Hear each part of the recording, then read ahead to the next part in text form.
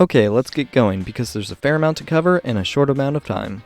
In my last video about Coca-Cola, I mentioned that the company's signature soft drink in its classic bottle, as well as from the fountain, was just 5 cents from 1886 to 1959.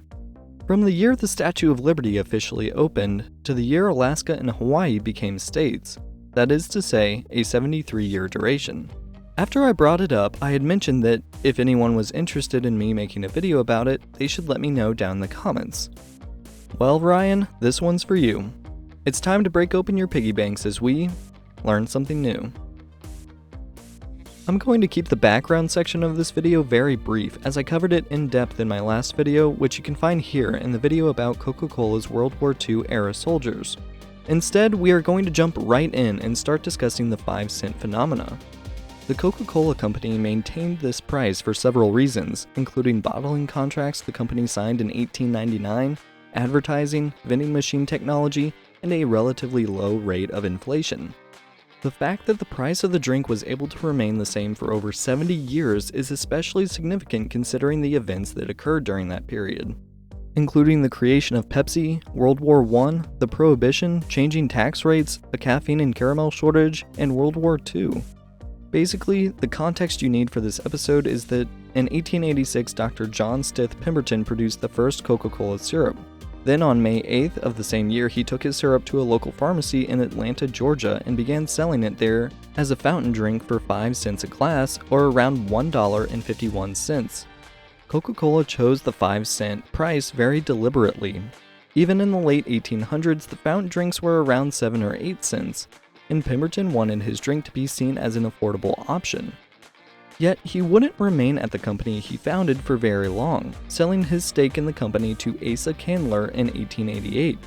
Asa had been a businessman for years by this point, and was able to negotiate Pemberton down to just $2,300 for the company, approximately $240 of which was just for the now tightly held secret formula behind their most popular fizzy drink. Asa was off to the races, officially registering the Coca-Cola Company in 1892 and attempting to distribute the product nationwide. While Dr. Pemberton originally was very confident in the ability for the drink's taste to speak for itself, Asa Candler wanted to take things a step further, taking large strides in advertising and merchandising to build up hype for the drink.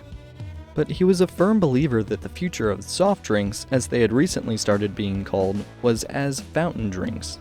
While Asa's efforts focused on boosting soda fountain sales, another concept was being developed that would spread the enjoyment of Coca-Cola worldwide. In 1894, in Vicksburg, Mississippi, Joseph A. Biedenhardt was so impressed by the growing demand for the Coca-Cola soft drink at his soda fountain that he installed bottling machinery in the rear of his wholesale candy store and began selling cases of Coca-Cola to farms and lumber camps up and down the Mississippi River, making him their unofficial first bottler. Official large-scale bottling wasn't far behind, however, as just 5 years later, when Benjamin Thomas and Joseph Whitehead, two lawyers from Tennessee, approached Candler asking about buying the bottling rights, they would soon find themselves getting the deal of a lifetime. As for Candler, this is where his mistake would cost the company greatly. As I said earlier, he was a true believer that fountains would always be the primary source of sales for soda companies. To him, bottling was just a fad and would fade away. So when he was approached about bottling, he agreed to sell them the bottling rights for $1, with the contract stating that they could purchase syrup for drinks at 90 cents a gallon forever. This meant the Coca-Cola Company would only get paid 2 cents per every 6.5 ounce bottle made until the end of time. And to Candler's surprise and few others, bottling took off, becoming far more popular than the soda fountain alternative. The only way Coke was going to keep their head above water was to sell as much product as possible, but they weren't the ones selling it. They could only supply the syrup. Well, the most profitable way to keep people buying tons and tons of Coke was to keep the end product dirt cheap. Yet once again, the Coca-Cola Company couldn't tell vendors how to price their bottles. But what they could do is tell the consumers of the product how much the product was actually worth. In the 1900s, Coca-Cola launched a massive ad campaign that proclaimed that their drink was always going to cost 5 cents, and not a cent more. This locked down the nickel price since vendors were too afraid to be seen as gougers by their customers if they sold the Coke for more than it said on the massive billboards right outside their shops. Coke would continue their stranglehold on the bottling industry until 1921, when the bottlers eventually asked Coke if they could renegotiate their bottling contract. And of course, they said yes. And in the next contract, they weren't getting a fixed rate. Except, that didn't work either. Despite the US dollar losing about half of its purchasing power compared to 1886, they couldn't just raise the price of Coke, even with the new contract. This was because they were so convinced they would be stuck selling bottles of Coke at 5 cents forever, they had built all of their vending machines to only accept single coins per purchase, only accepting nickels and lacking the ability to give any kind of change. Not only that, but the price hike was also going to require them to replace every single piece of nickel advertising, something that at that point had been in effect for nearly 40 years.